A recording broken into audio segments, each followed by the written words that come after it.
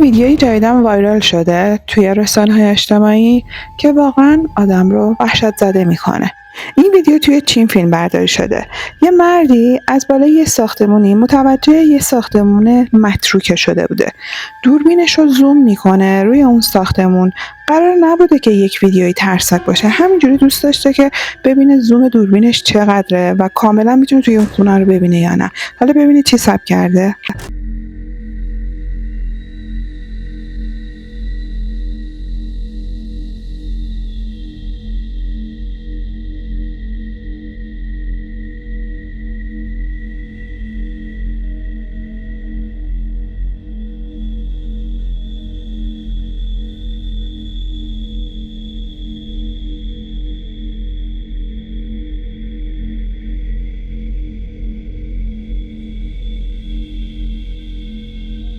توی نگاه اول به نظر میرسه یه پیکر تنها و بی حرکت توی اون ساختمون هستش.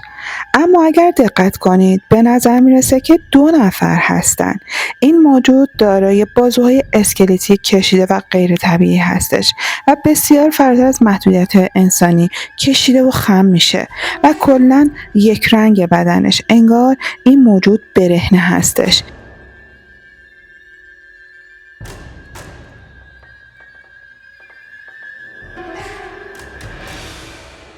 حراست یک مرکز نگهداری از سالمندان متوجه یک مورد نگران کننده در سیستم نظارتی خودش شد. یکی از نگهبانان اونجوری که اتفاق افتاده رو به صورت مستند به اشتراک گذاشته. بریم ببینیم.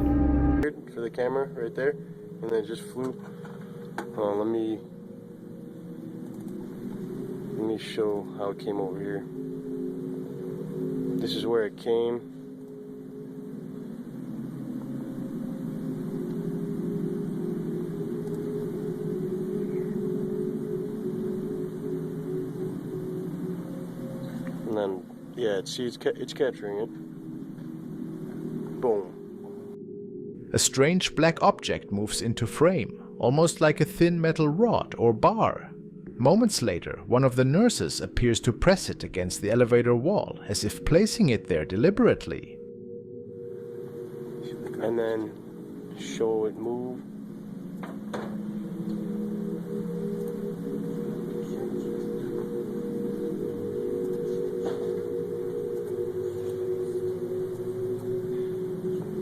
And then you can see it disappear also. Right here. I'm showing the viewers for your phone.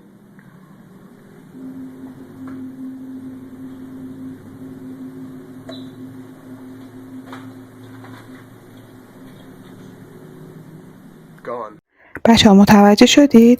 اون میلهه یهو ناپدید شد بدون که ویدیو کات بخوره یا کسی توی تصویر باشه که اونو برداره. خیلی میگن نقص دوربینه یا زاویه دید عجیبه که باز هم مثل همیشه چرت میگن. جلوی چشم ما اون میله ناپدید شد. به نظر میرسه یه موجود اونجا هستش که دوربین به وضوح نمیتونه اونو ثبت کنه. این ویدیو از 2 تا پسرعموئه که علاقه‌مندن به شکار ارواح. اونا وارد یه عمارتی میشن به نام عمارت چیس. اینجا یک ملک تاریخیه که در سال 1812 ساخته شده و یک گذشته عمیقاً تاریخی داره. این عمارت برای دهه‌ها به عنوان سالن تشییع جنازه بوده و آثار خراشیدگی‌هایی روی تابوت‌های سنگین همچنان پابرجا مونده. این آثار خراشیدگی حتی روی تخته‌های چوبی اون تابوت‌ها هم دیده میشه. ظاهراً از سرداب برای نگهداری اجساد استفاده می‌شده. این ملک همچنین با خودکشی‌های غم‌انگیز و شایعاتی مبنی بر مرگ کودکی در زیر زمین مرتبط بوده. حالا این دو میان دوربین‌های دید در شب رو به صورت ثابت در سراسر سالن تاریک میذارن. یکی از اون دوربین‌ها چیزی رو ثبت کرده که اینا اون تایم اصلا متوجهش نشدن. چیزی که هر دو رو مات و مبهوت کرده.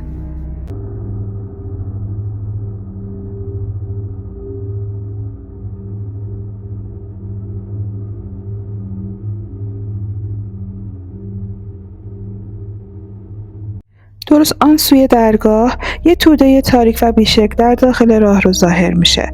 این سایه قبل از اینکه نازک بشه توی تاریکی محو میشه و به طور غیر طبیعی از این ور به اون ور تاب میخوره. گبی و برندون وقتی این ضبط رو بررسی کردن واقعا خشکشون زده بود که اینو چطور ندیدن و فقط این موجود ثبت دوربینشون شده. شاید بعضی بگن این یک حشره هستش، اما این اشتباهه. کاملا مشخصه که یک موجودی از دنیای ماورا ضبط دوربین شده. آیا اونا یک روح سرگردون رو توی تالار عمارت چیس به دام انداختن؟ نظر خودتون رو در رابطه با این ویدیو برام کامنت کنید.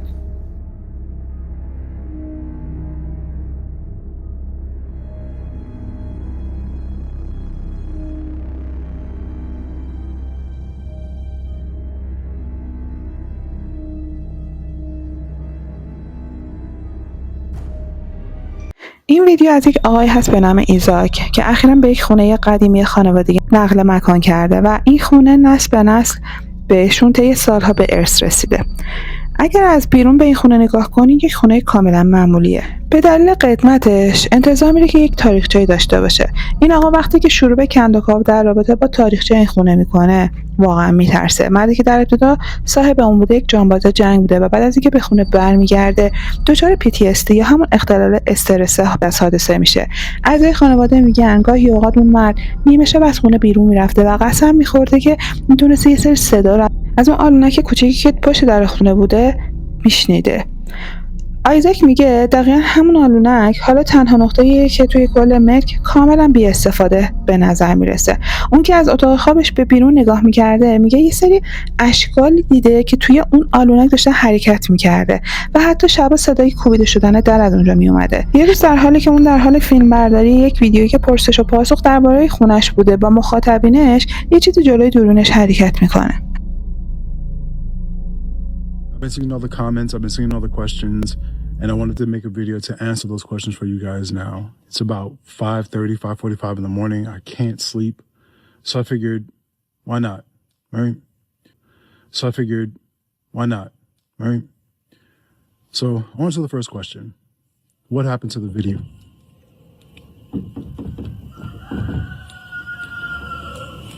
Y'all hear that, right? Like that.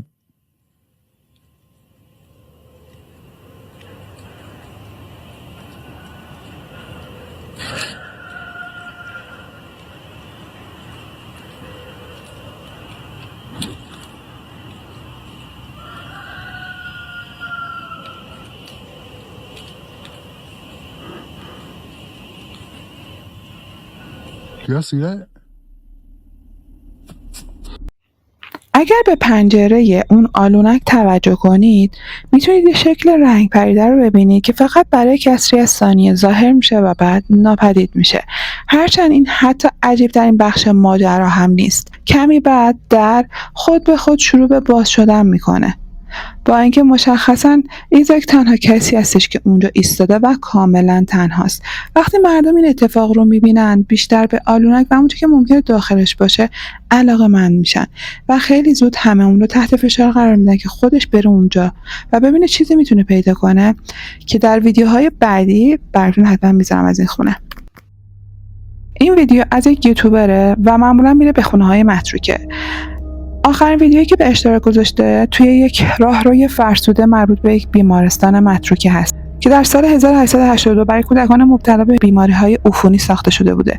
در طول دهه‌ها این مرکز محل بستری بیماران بهبود یافته و واحد تحقیقاتی ارتوپدی بوده تا اینکه به طرز مرموزی تعطیل میشه و به حال خودش رها میشه. امروز تالارهای ویران شده اون به خاطر فعالیت‌های شدید ماوراءطبیعه شهرت بدی پیدا کرده. در جریان تحقیقات قبلی به همراه دیگر محققان ماوراءطبیعه این تیم زمانی که دوربیناشون رو اونجا میذارن شبح شفاف شبیه به انسان رو که در راهروهای خالی سرگردان بوده ثبت میکنن. کاوشگر ریشو که نمیتونست اون مواجهه رو فراموش کنه تنهایی پا میشه میاد تو دل شب توی این بیمارستان متروکه و مصمم بوده هرچی که توی تاریکی کم کرده میتونه با اون مقابله کنه. اما این بار هیچ کس کنارش نبوده. Hello guys, welcome back to the channel and welcome to tonight's special Halloween video.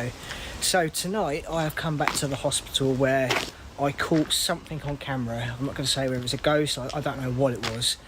But tonight I am here on my own, as you can see in the pitch black. And we're going to take a walk around this hospital. It's going to be absolutely terrifying. So let's go and see what happens. That was really creepy. It felt like I bumped into someone, but there's no one there. Oh, why is it so cold? What does that say? Swiss 70X Bedford Morris. Don't know what that means. And look, come outside and there's hardly anything, but literally I step into this room here, the temperature change from there to here is, there's a bit, but there's nothing compared to what it's like in there. That is really strange. به محض اینکه اون از این محیط عبور میکنه وارد بخش متروکه میشه و یک سرمایه غیر طبیعی و منجمد کننده هوا رو پر میکنه. احساسی که محققان ماورای اغلب اون رو با یک موجود متجلی مرتبط میدونن. یعنی میگن اگه یه موجودی اونجا باشه معمولا این اتفاق میفته. بعد اون سکوتی که اونجا بوده شروع به شکستن میکنه و اتفاقات شروع میشه. The hell was that? I'm sure I heard something. I don't know. It's probably just the wind.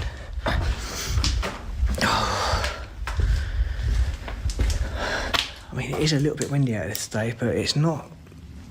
What was that? Okay, this is the worst part for me.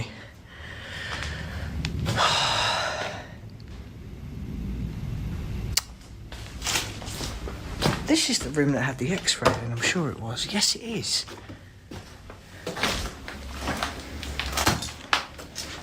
با شنیدن صدای خشخش در انتهای راهرو اون به آرومی دوربینش رو به داخل اتاق تاریک میبره. What the hell was that? I'm sure I heard. یک آباژور فلزی سنگین از سقف آویزون شده و شروع به تاب خوردن شدید به جلو و عقب میکنه، انگار که یک دست نامرئی داره اونو هول میده، در حالی که خیلی‌ها میگن این به خاطر جریان هوا هستش.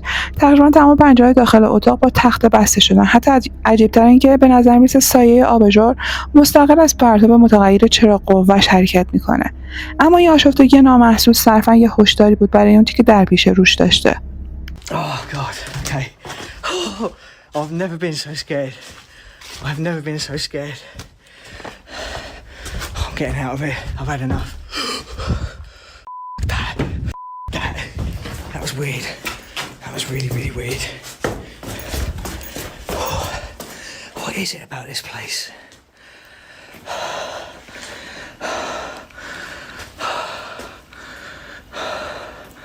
Oh, I hate this place. I really do.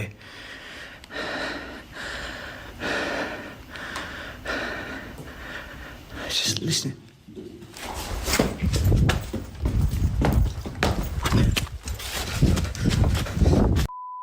Oh, God.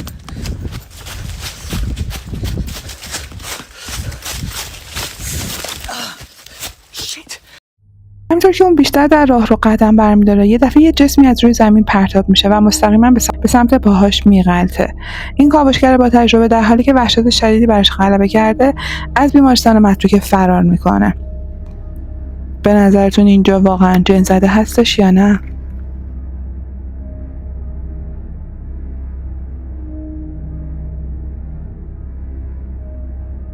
بچه یه دیگه خیلی کوتاه نگاه کنید، انگار یه آدم شیشه‌ای شفاف اون تحت دیده میشه. جاش صاحب یه کلبه کوچیک در کوههای آپالاچیه و میگه که تونسته چیزی رو ضبط کنه که اون رو به شدت ترسونده. یه شب اشیای عجیب و غریبی در اطراف ملکش ظاهر میشن و طوری چیده شده بودن که انگار کسی یه آیین تاریک ترتیب داده بوده. Ritual.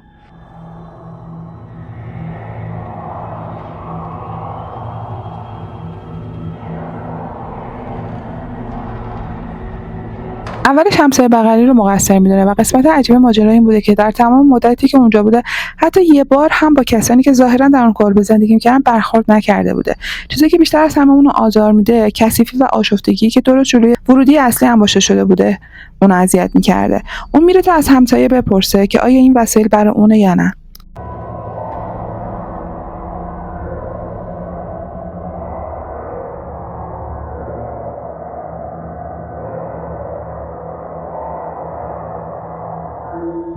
اون دیدار هیچ چیزی رو حل نمی‌کنه و فقط اوضاع رو عجیب‌تر می‌کنه. اون تصمیم می‌گیره اونا رو دفن کنه و هر چی که میتونسته بیرون کلبه بسوزونه. برخی از بینندگان بعداً هشدار دادن که این بدترین انتخابی بوده که اون انجام داده. و دقیقاً همین اتفاق هم میفته. صبح روز بعد اون حرکتی رو در درختان میشنوه، انگار یه نفر لای درختا بوده و داشته دور ملک این دور میزده. و چیزی که اون فیلم برداری میکنه در ابتدا شبیه انسان بوده، اما حرکت اون بیشتر به یک حیوان شباهت داشته. 4 دست و پا حرکت میکرده. اون به شروع به فکر کردن میکنه که آیا همین الان همسایه‌اش رو دیده که داره رفتار عجیب و غریب انجام میده. ترجیح میده ساکت بمونه و با اون روبرو نشه. از اینکه اگه این کارو بکنه چه اتفاقی ممکنه بیفته میترسه. طبق روایت اون، این شخصی که میبینهش از دیدرس خارج میشه و انگار ناپدید میشه. صبح روز بعد اتفاق دیگه ای میفته که اون کم کم فکر میکنه کسی داره علیه اون کاری میکنه، نه فقط از نظر فیزیکی بلکه از نظر انرژی، مثل یه نفرینی که دور تا دور گسترده شده تا اونو بترسونه و بهش آسیب برسونه. همون روز برای بار دوم با اون شخص مرموز روبرو میشه و ازش فیلم میگیره. این آخرین آپدیتی بوده که اون منتشر کرده.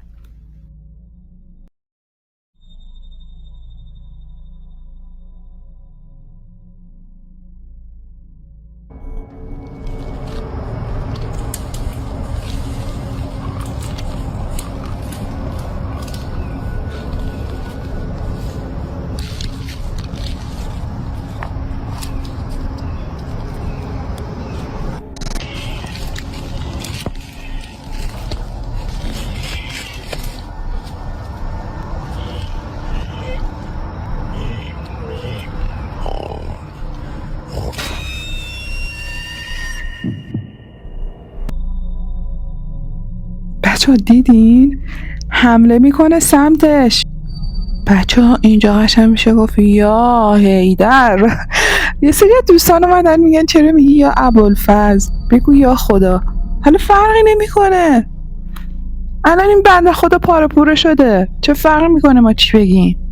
بچه‌ها دیگه اطلاعاتی از این آقا در دست نیست که این موجود چی کارش کرد، ولی خودتون حدس بزنید که چی کارش کرده.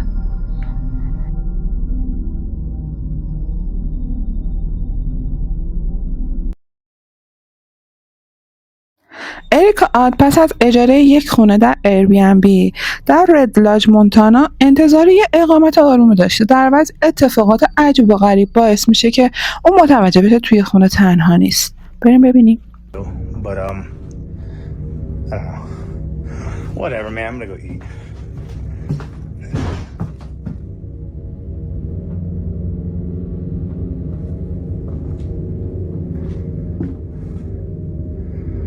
That is hysterical. The second that I go to, literally, I've been sitting here for like 30 minutes now.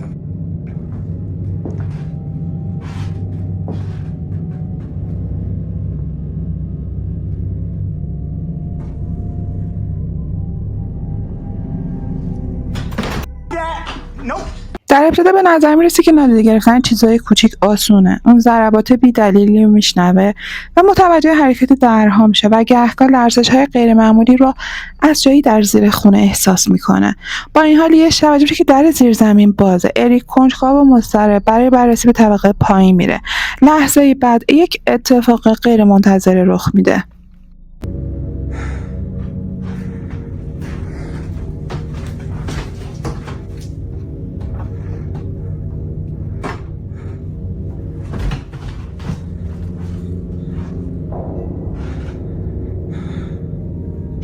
There's no one in here. There's no one in here.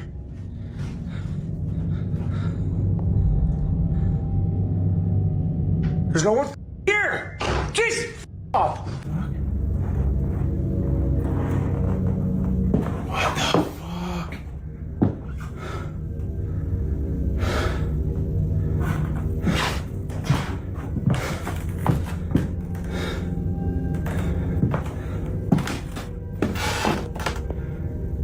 Hey, who's down there?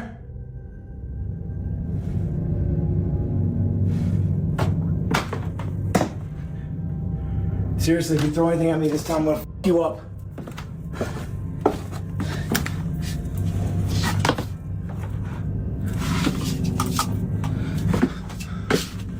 Man?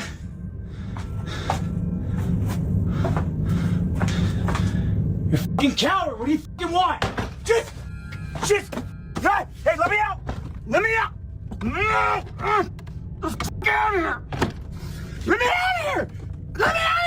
در یه دفعه پشت سرش بسته میشه و با خودش میگه عجب غلطی کردم و اونجا گیر میکنه. وحشت به سرعت همه جا رو فرا میگیره، بارها و بارها دستگیره رو میکشه و فریاد میزنه که کسی اونو بیرون بیاره. در نهایت اریک موفق به فرار میشه و تصمیم میگیره که توی اون ملک بمونه، اما فعالیت‌های عجیب ادامه پیدا میکنه.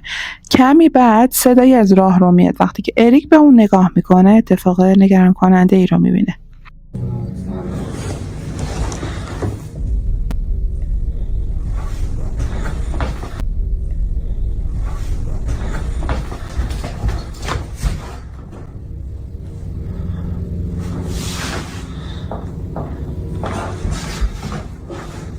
بچه‌ها حرف دیگه این نمیمونه. واقعا دیدین؟ یه سایه نما یه تیره به شکل انسان از دور دست میاد پدیدار میشه و برگای همه رو میریزونه. توی اتاق مجاور میره، هیچ کس اونجا نیست. اون وقتی که برگاش میریزه متوجه میشه که اینجا یه چیز ماورایی توی خونه هستش. برای همین از اونجا فرار میکنه. بچه‌ها اینجا رو نگاه کنید.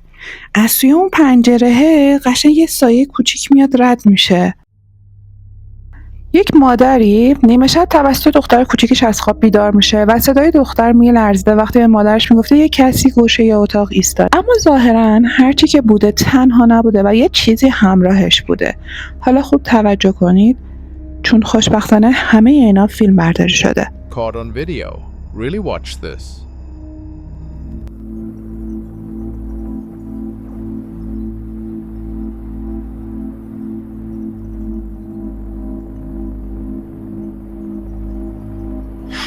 Cabrón. ¿Dónde? ¿Qué hay allá?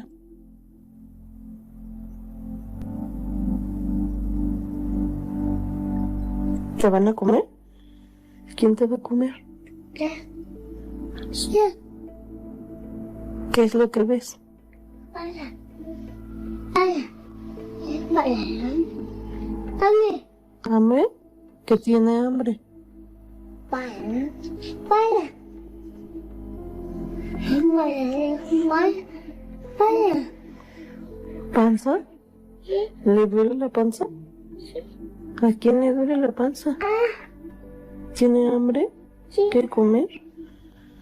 Pasa. ¿A quién le duele la panza? ¿Boca? Boca. Boca. Bebé. Bebé. Bebé. Bebé. ¿Cuál bebé? Mamá, bebé. Bebé. Acuéstate, mi amor, vente. به نظر میرسه این دختر یه چیز عجیبی توی اتاق خوابش دیده. برای خیلی از مردم اینطور به نظر میرسه که اون داره یه شخصی رو توصیف میکنه که یک نوزادی رو در آغوش گرفته و داره بهش غذا میده. چیزی که این موقعیت رو تا این حد ترسناک میکنه اینه که فقط دختر بچه میتونه اونو ببینه. انگار این چیز در واقع یه جور موجود شیاده که دنبال روح دخترای کوچولوئه.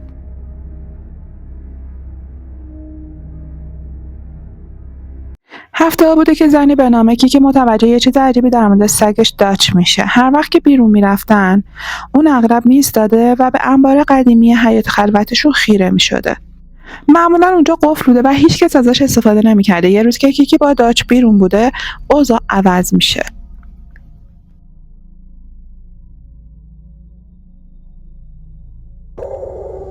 That was hella weird.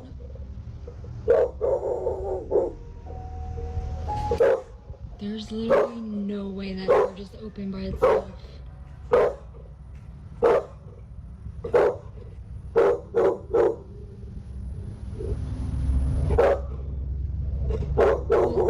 Y'all, like, I really don't get freaked out, but that was really just...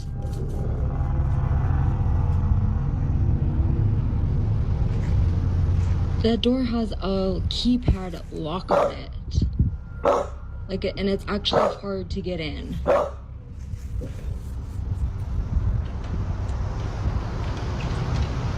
Dutch, where are you going? Don't leave me.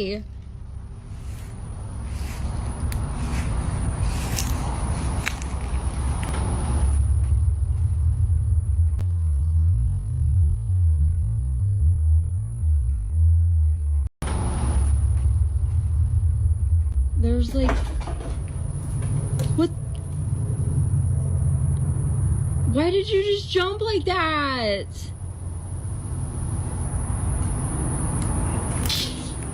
Why did, baby?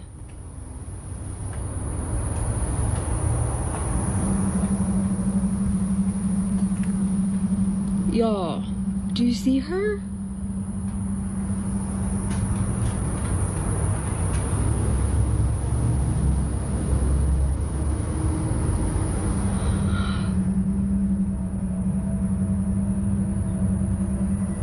What the f is going on?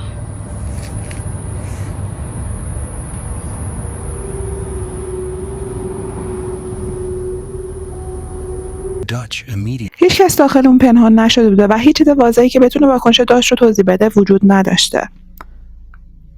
مدتی پیش یه زنی به نام الیزابت از دوربینی که توی حیاط خلوت خودشون نصب کرده بوده یه هشداری دریافت میکنه. شوهرش بیرون بوده، داشته زباله‌ها رو میریخته دور.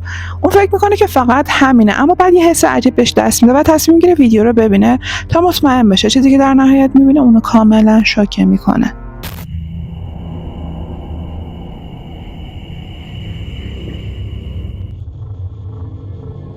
درست پشت قاب یه پیکر سفید رنگه که توی حیاط انگار شناوره. یه درخشش خاصی داره و مثل یک شبح میمونه. شوهرش اصلا متوجه نمیشه که چی پشت سرشه. خوشبختانه برای اون هرچی که بوده انگار اصلا براش مهم نبوده، متوجهشون نشده بوده و اگه نه کل برگاش میریخته. اگر ایده‌ای در مورد که این چیه دارید برام بنویسید توی کامنت ها. در یک بیمارستان قدیمی یکی از نگهبانا متوجه یه چیز غیر معمول در یکی از راهروهای خالی میشه. با اینکه قرار بوده اون طبقه خالی باشه، اون صداهای ضعیفی از اتاقای اطراف میشنوه. هنگام فیلمبرداری از راهرو متوجه یه چیز نگران کننده میشه. بریم ببینیم. Porque son 16 de diciembre, 11 de la noche. Bueno, mira, esta wea está pasando hace mucho rato y yo acá estoy sola, weón. No hay nadie. یه ویلچر به آرومی در قاب تصویر حرکت میکنه بدون اینکه کسی نزدیکش بشه. این حرکت فقط چند ثانیه طول میکشه تا صندلی از دید ناپدید بشه. نگهبان بعداً منطقه رو بررسی میکنه اما هیچ شخصی هیچ توضیح مشخصی پیدا نمیکنه. خیلی‌ها میگن یک پدیده ماوراییه، در حالی که خیلی‌ها میگن جریان هوا یا شخص خارج از دوربین میتونه اون رو بکشه. خیلی از نیمه شب گذشته بود که آلتون و دوستش برای ماهیگیری به سمت دریاچه میرفتن. اون منطقه ساکت بود اما یه چیز غیر معمول توجه اونا رو جلب میکنه. Y en el parque no todos duermen. Ya aguanta, no hables. Niña, espérame. ¿Te regresas a tu casa? Ojalá no. Se le ha haber salido alguien. Vente. Sí. Y el columpio. Sí, güey, espérame, no te espaldes. Niña, regrésate a tu casa. Niña, regrésate a tu casa. No. Seas mamón. Niña, no. Hombre, vente, vámonos. دختر جوانی که تنها روی تاپ نشسته بود. در ابتدا اونا فرض میکنن که اون ممکنه به کمک نیاز داشته باشه. اونا به آرومی بهش نزدیک میشن و اون رو صدا میزنن و به اون میگن که احتمالاً باید توی اینترنت بره بخونه. دختره که جوابی به اونا نمیده. در عوض همین که نزدیکتر میشه اون ناگهان به سمت یه درخت توی همون نزدیکی میدوه. اون دوتا مرد فکر میکردن که اون دختر باشه اونجا پنهان شده. اونو دنبال میکنن اما وقتی به درخت میرسن هیچ کس اونجا نبوده. اون اطراف رو جستجو میکنن اما به نظر میرسه دختر کاملا ناپدید شده. بعداً آلتون به همون مکان برمیگرده به امید اینکه بفهمه چه اتفاقی افتاده اما چیزی پیدا نمیکنه. خیلی از بینندگان معتقدن این دختر ممکنه یک موجود ماورایی بوده باشه. خیلی هم میگن این فقط یک کودک وحشت زده بوده که جایی برای پنهان شدن نداشته. این ویدیو از یک اخباره که به صورت آنلاین داشته پخش میشده و قرار بوده فقط یه خبر باشه، چیزی که در اون زمان عادی و رایج بوده، ولی پشت پرده یه اتفاقاتی داشته میافتاده. گویا این ویدیو از صفحه تلویزیون یه شخص گرفته شده زمانی که داشته اخبار نگاه میکرده. بریم ببینیم که چی واقعا ثبت این دوربین شده.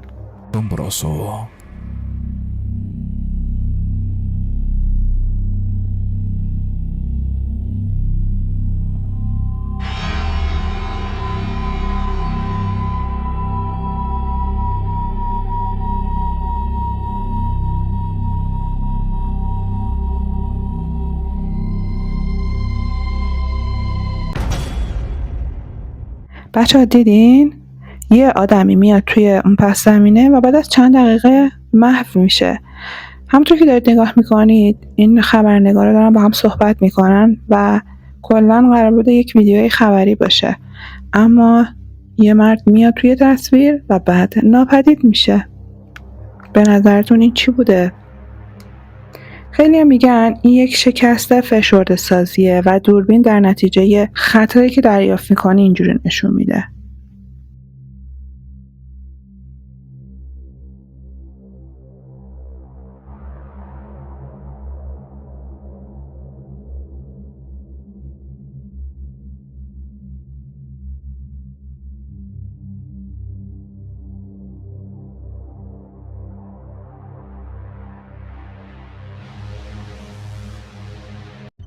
کریستین تولید کننده محتوای و علاقه‌مند به دنیای ماورا. اون با دوستاش به یک گورستان جن‌زده در وسط صبح زود میرن.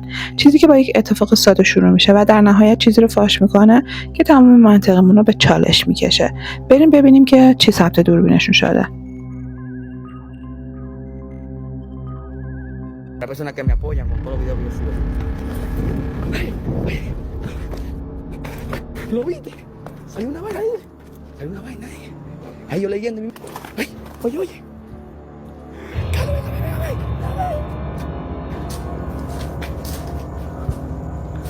venga, ven. Dale, loco, tú también. Vamos a hacer ese reto. A lo a mí me gusta, mi gente, vamos a sacar ese cráneo. Lo movemos. Lo movemos, el cráneo. Vamos a darle. Vamos a sacarlo, vamos a mover. Vamos a mover. A lo a mí me gusta, vamos a sacar el cráneo. چیزی که دوربین کریستین ثبت میکنه در انتهای اون راه رو به نظر نمیرسه که پژواکی از گذشته باشه. یک شبح بسیار شبیه به انسان اما به رنگ سیاه با چشمای قرمز در مقابل لنز دوربین خودشو نشون میده. قد بلندی داره و کاملا بدنش کشیده هستش. این تنها باری نیست که ثبت دوربینشون میشه. بریم ادامه رو ببینیم.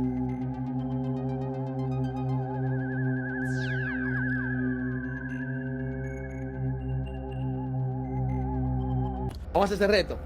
A lo a mí me gusta, mi gente, vamos a sacar ese cráneo. Lo movemos. Lo movemos, el cráneo. Vamos a darle. Vamos a sacarlo, vamos a mover. Vamos a mover. توی اطلاعات این ویدیو گفته شده چون اونا میخواستن جمجمه انسان رو جابجا کنن یه حد حرمت ساده اتفاق افتاده و به خاطر همین این موجود ظاهر شده. بچه این موجود خیلی غیر عادیه. اصلا نمیتونیم باور کنیم که واقعا واقعی باشه، اما شکل و شمایلش به نظر میرسه که یک موجود ماورایی باشه. اما قضاوت این ویدیو به عهده خودتونه که آیا این ویدیو واقعیه یا نه. بریم ادامه‌اش رو ببینیم.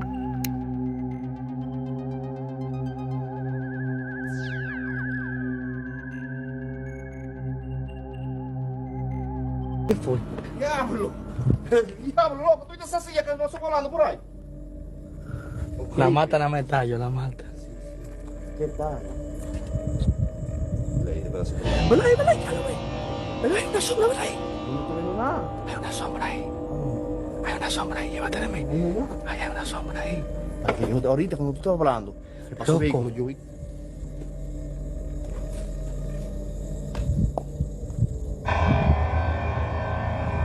Eso no va a estar aquí. تصاویر واقعا وحشتناکه. چشمای درخشان اون موجود از دور خودشو نشون میده، ولی انقدر این موجود واضح هستش که ما شاید باور نکنیم که این ویدیو واقعیه.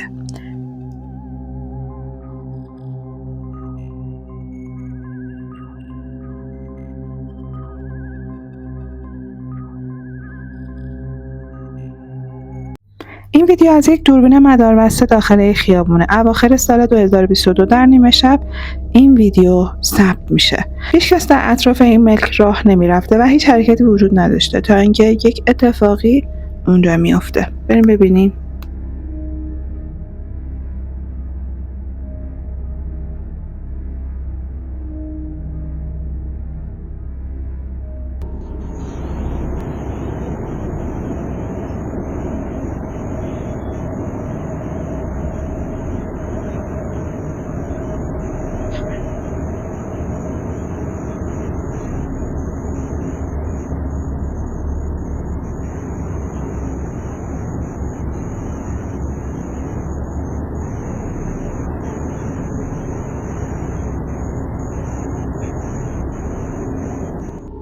over by the gate on the right, you can see this dark shape that suddenly appears and then disappears almost right away, like it was only there for a second before vanishing completely.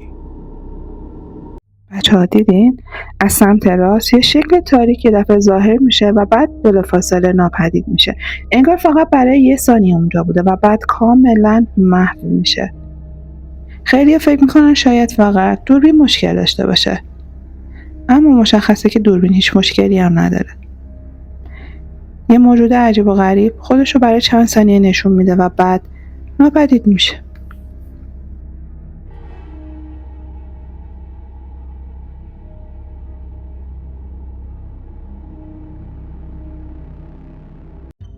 این ویدیو رو یه دختری آپلود میکنه که پدرش توی خونه سالمندان بوده و در بستر مرگ دراز کشیده بوده که ناگهان اتفاقی کاملا غیرعادی رخ میده.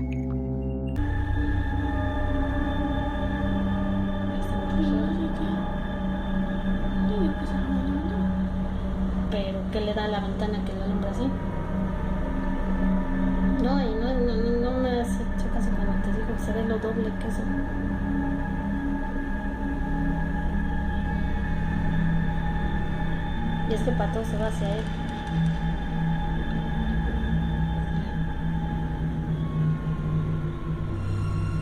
¿Viste? ¿Qué puede ser? Y no se ha visto fuerte comer. Mira.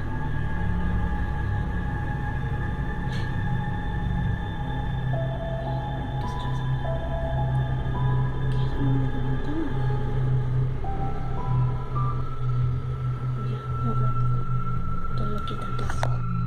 توی نگاه اول متوجه شدی چی شد؟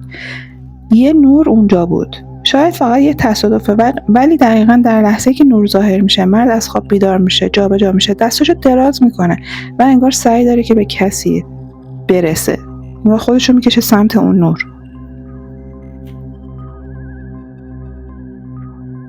چیزی که این ویدیو رو بسیار تکان دهنده میکنه اینه که اون واقعا به نظر میرسه این نور رو میبینه و ظاهرا اون مرد بعداً توی همون روز میمیره. خیلی گفتن که این همسر این آقا هستش که قبلا فوت کرده بوده. تنها چند هفته قبل فوت کرده بوده و بعد میاد سراغ این آقا و این مرد رو هم با خودش میبره. ماجرا از جایی شروع میشه که ویل کوچکترین فرزند خانواده و دوستش یه چیز عجیبی رو در جنگل نزدیک به محل زندگیشون میبینن. یک سایه که کاملا بی حرکت ایستاده بوده و فقط از دور اونا رو تماشا میکرده. اون اول فکر میکنن شاید یه چیزهایی دارن میبینن، اما بعد واقعا ازش عکس میگیرن. اون موقع بوده که اونا تصمیم میگیرن کاری نسبتاً پرخطر انجام بدن. اونا بیرون میرن و شروع به فیلم برداری میکنن. از هم جدا میشن و بی صدا توی منطقه قدم میزنن تا اینکه بالاخره به اندازه کافی نزدیک میشن تا اون رو با دوربین ثبت کنن.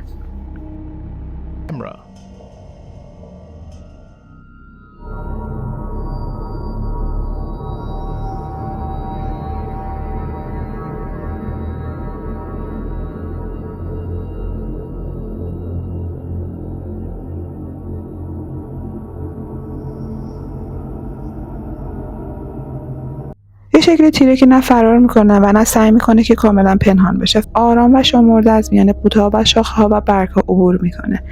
اون چیزی که اونا میبینن باعث ترسشون میشه. فرار میکنن و بعد دوباره یه روز دیگه میان. 2 سال بعد دوباره اینا برمیگردن اینجا. در جولای 2015 اون چهره مرموز برمیگرده و این بار خیلی نزدیکتر بوده.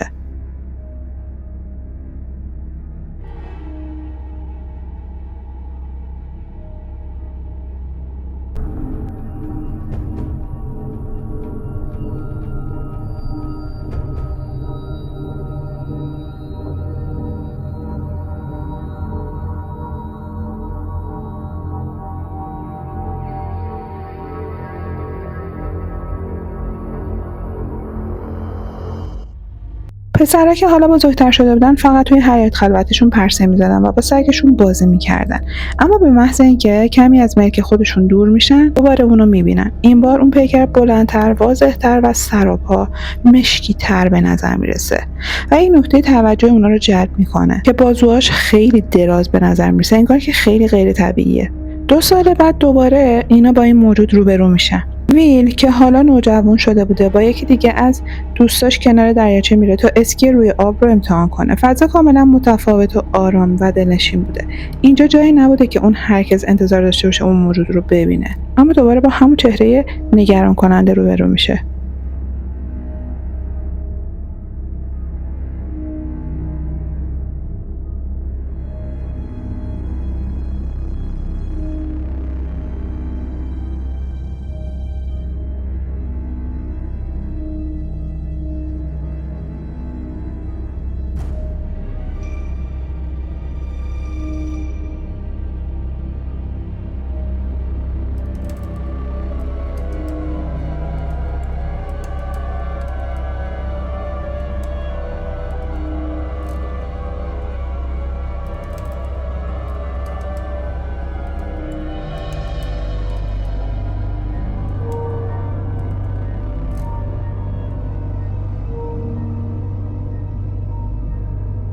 در فاصله بین درختان یه چیز تاریک جابجا میشه و بی صدا حرکت میکنه، انگار هرگز از بین نرفته بوده. به محضی که ویل متوجه میشه چه چیزی داره نگاش میکنه، سریع از اون رو دور میشه. این کودک و خانواده‌اش تقریبا در تمام طول زندگیشون با موجوداتی که تقریبا ویژگی یکسانی داشتن برخورد میکنه. بعضی میگن شاید این فقط همون موجودی که بارها و بارها طی این سالها دیده شده و خیلی میگن شاید از این موجود چند تا هست و توی جنگل بارها و بارها داره دیده میشه.